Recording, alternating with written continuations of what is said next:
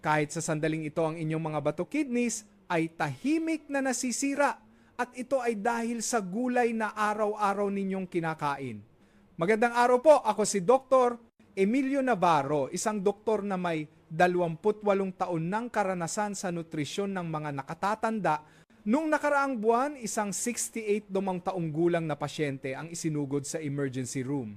Siya ay nawalan ng malay dahil sa acute kidney failure at ang sanhi ay ang gulay na kinakain niya araw-araw. Sinabi niya, Doktor, araw-araw ko itong kinain para maging malusog. Matapos niyang itigil ang 3 gulay na sinabi ko, pagkalipas ng 3 buwan, bumalik siya na parang ibang tao na. Normal na ang kanyang kidney function, normal na ang presyon ng dugo at ayon sa kanya, mahimbing na rin ang tulog niya sa gabi. Ayon sa 25 taong pag-aaral ng Harvard Medical School, ang pagkain ng 3 gulay na ito pagkatapos ng edad 60 ay nagpapataas ng panganib ng kamatayan ng 127%. Ngunit ang mas nakakatakot ay ang katotohanan na ang 3 gulay na ito ay ang mga gulay na pinaniniwalaan nating masustansya at kinakain nating araw-araw. Tingnan ninyo ang inyong refrigerator ngayon din. Siguradong mayroon kayo nito. Pagsapit ng edad 60, hindi na kayang alisin ng atay at bato ang mga lason sa katawan. Ang mga gulay na dati ay ayos lang noong bata pa. Ngayon ay nagiging lason na naiipon sa katawan. Kung panonoorin ninyo ang video na ito hanggang sa dulo, tiyak na mabubuhay kayo ng 10 taon na mas mahaba, malusog at malayo sa ospital. Paki-comment po sa ibaba kung anong mga gulay ang nasa refrigerator ninyo ngayon. Gusto ko talagang malaman kung kasama ba rito ang isa sa 3 iyon. Ngayon, ibubunyag ko na ang nakakatakot na katotohanan.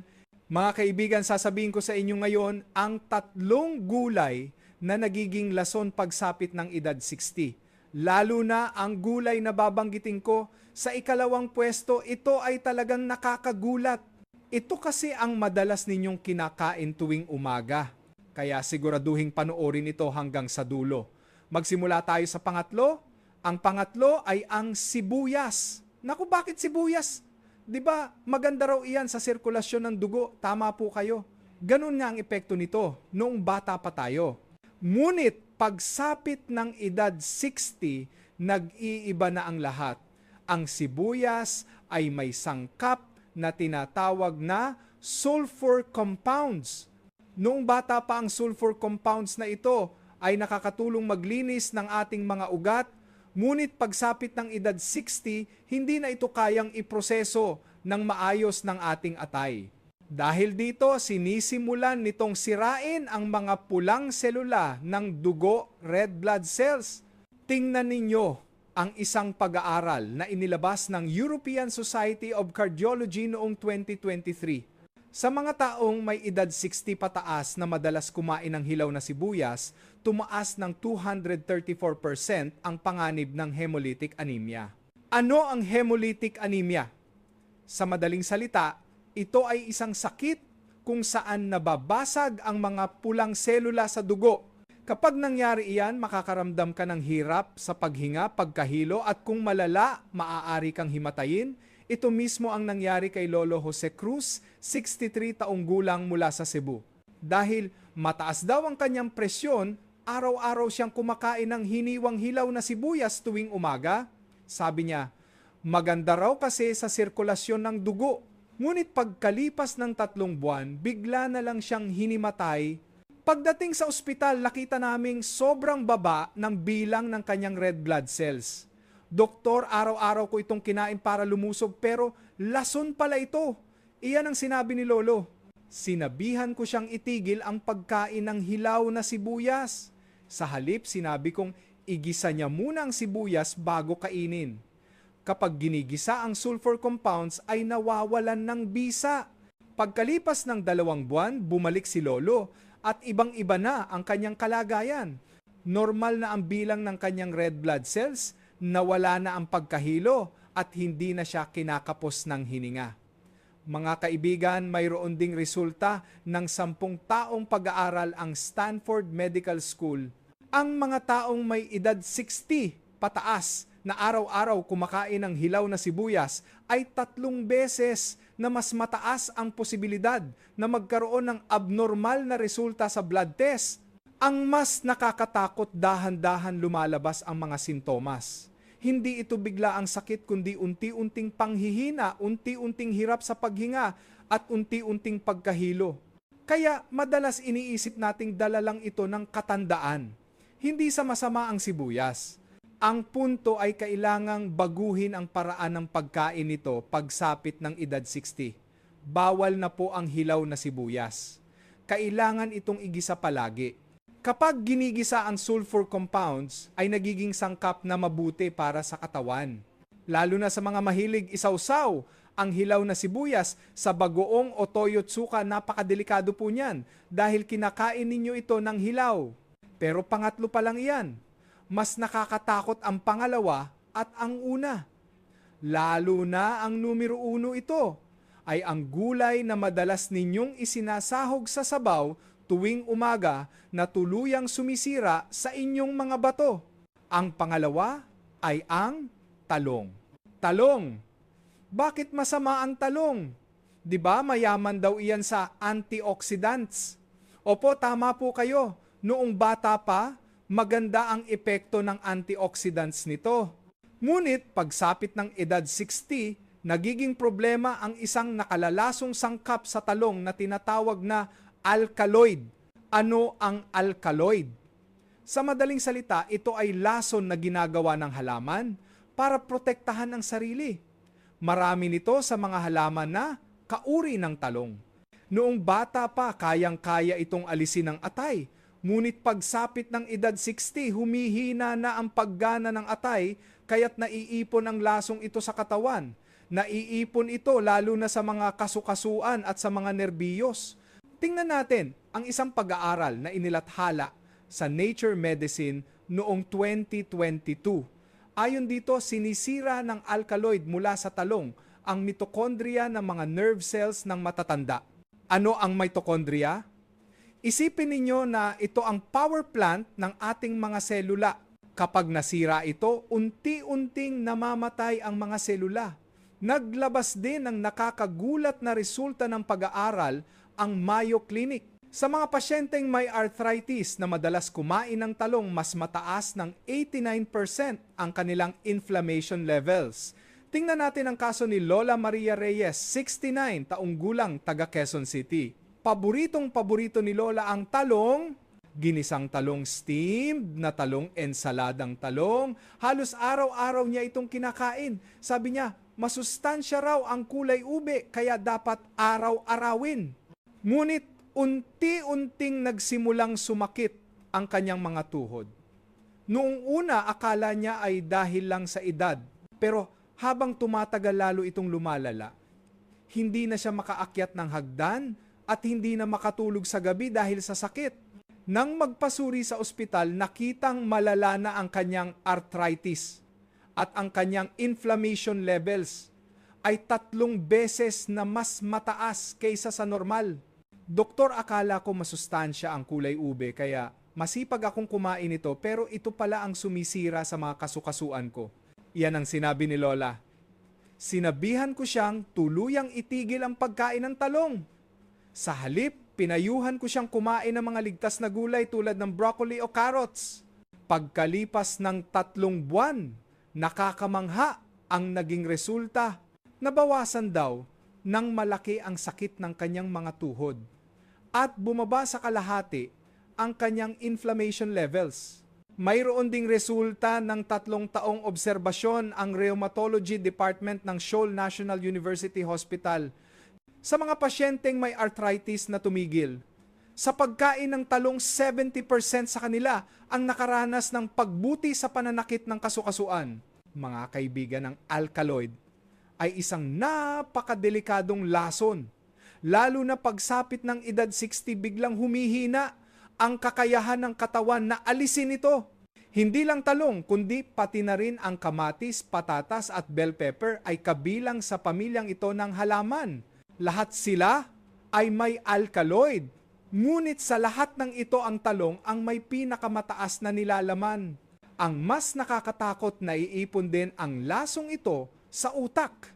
Humihina ang memorya, hirap mag-focus, at kung malala, tumataas ang panganib ng demensya.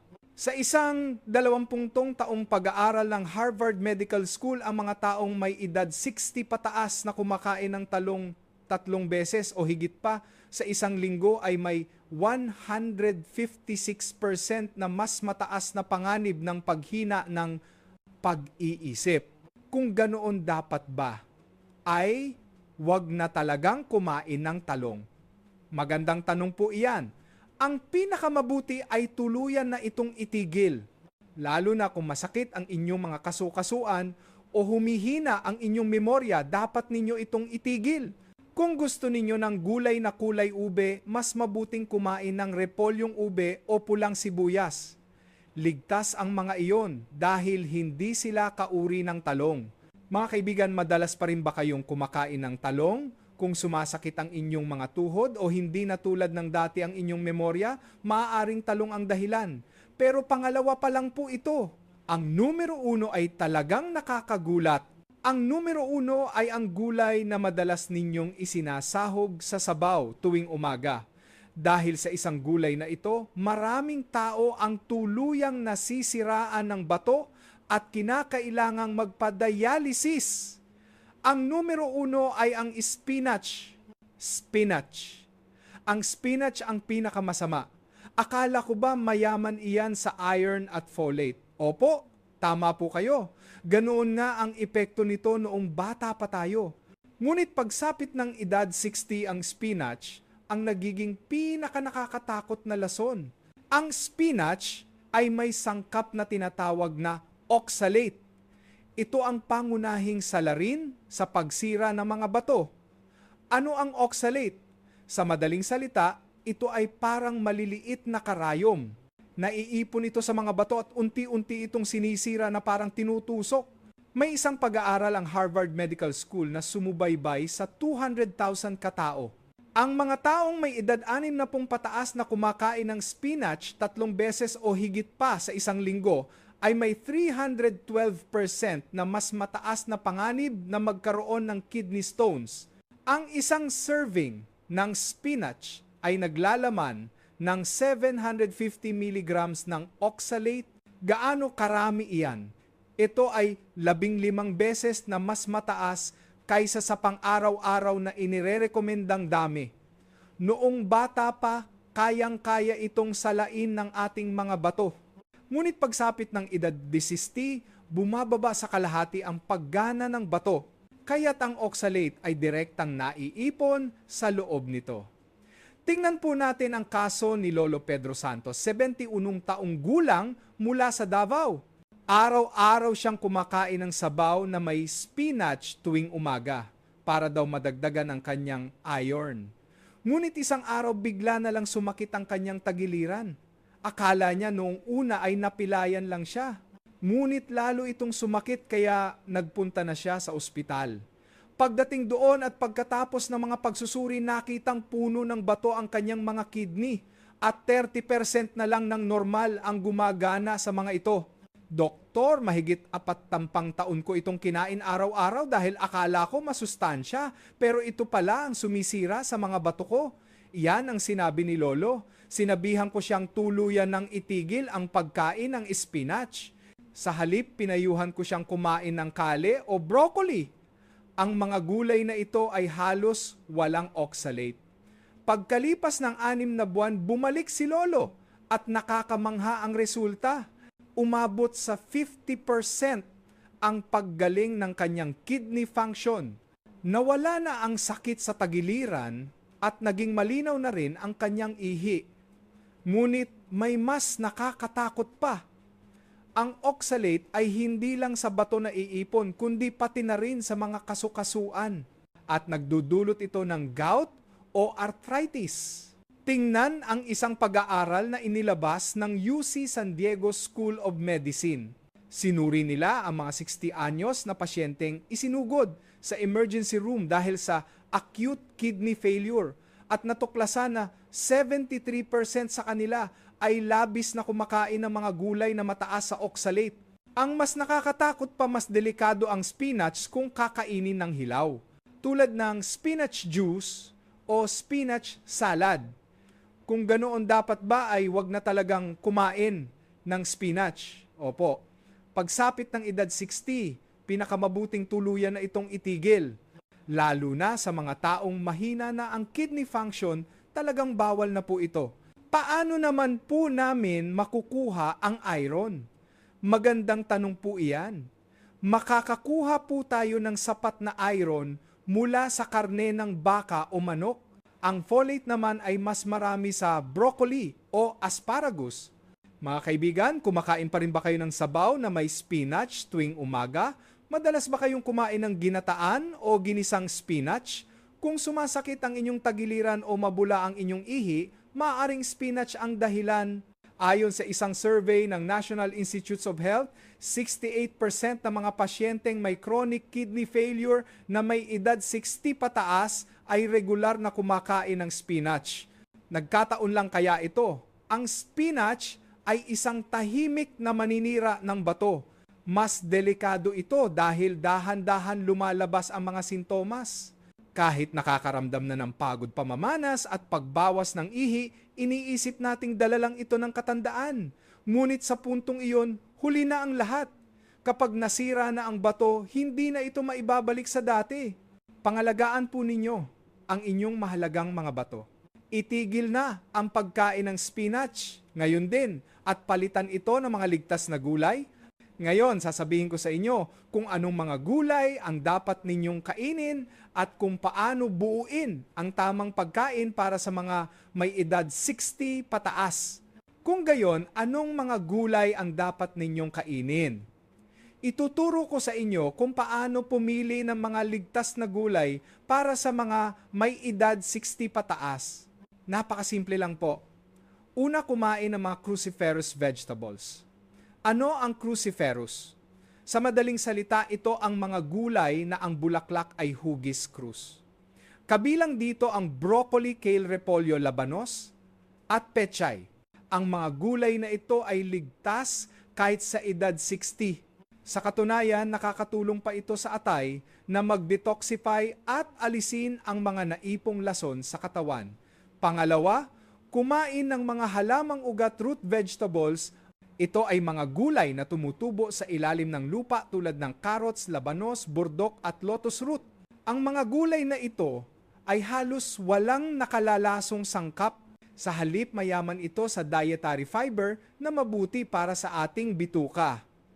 Pangatlo, kumain ng mga gulay mula sa pamilya ng kalabasa gourd family. Kabilang dito ang kalabasa, pipino, melon at pakwan. Ang mga gulay na ito ay mataas sa tubig at halos walang lason kaya ligtas kainin kahit sa edad 60. Tandaan ninyo ito, mga gulay na krus, ugat at kalabasa. Ang krus ay para sa detox, ang ugat ay ligtas at ang kalabasa ay para sa tubig. Ganyan ninyo ito tatandaan. Sa kabilang banda, simple lang din tandaan ang mga gulay na dapat iwasan. Ito ay ang mga gulay na kauri ng talong nightshade family. Kabilang dito ang spinach, talong, kamatis, patatas at bell pepper. Pati po ba kamatis bawal na at bell pepper? Opo. Pagsapit ng edad 60, mas makabubuting iwasan na ang mga ito. Lalo na ang pagkain nito ng hilaw. Ang lahat ng gulay na kauri ng talong ay may lason na tinatawag na alkaloid. Ayos lang ito noong bata pa, ngunit pagsapit ng edad 60, humihina na ang kakayahan ng katawan na alisin ang lasong ito. Kaya nagkakaroon ng arthritis, nanghihina ang mga nerbiyos at humihina ang memorya. Kapag mamimili kayo, isipin ninyo ito.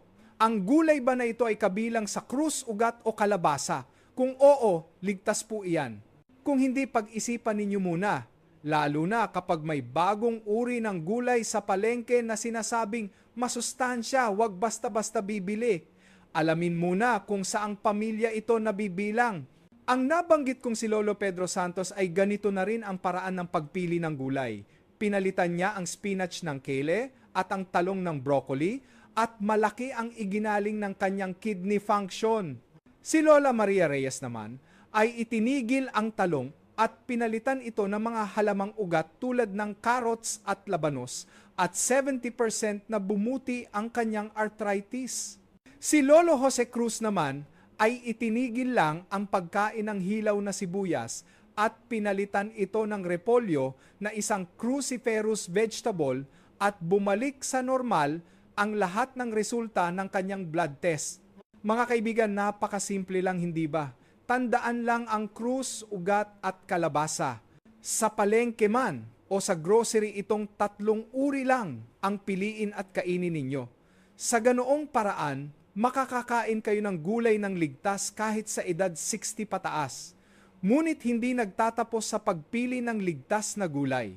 Mahalaga rin kung paano ito kakainin. Dahil pagsapit ng edad 60, kailangan na ring magbago ang paraan ng pagkain. Depende sa kung kailan at paano ito lulutuin, maaari itong maging lason o gamot.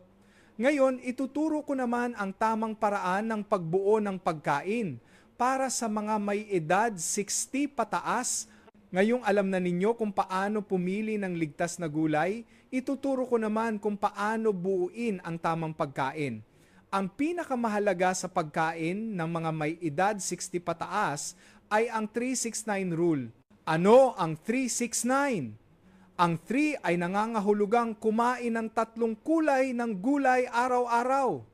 Hatiin ito sa kulay berde, kahel at puti. Ang berde ay maaring broccoli o kale. Ang kahel ay carrots o kalabasa. At ang puti ay labanos o repolyo. Bakit kailangang iba-iba ang kulay? Dahil iba-iba rin ang sustansyang taglay ng bawat kulay. Kailangang kumain ng sari-sari para makuha ang lahat ng sustansyang kailangan ng katawan. Ang 6 ay nangangahulugang kumain ng 6 na uri ng sustansya ng balansyado. Carbohydrates, protina, taba, bitamina, mineral at dietary fiber. Siguraduhin kasama ang 6 na ito sa bawat kain, lalo na sa edad 60 pataas, napakahalaga ng protina. Pinipigilan nito ang pagkawala ng kalamnan. Kailangan ninyong kumain ng 1.2 gramo ng protina bawat kilo ng inyong timbang araw-araw.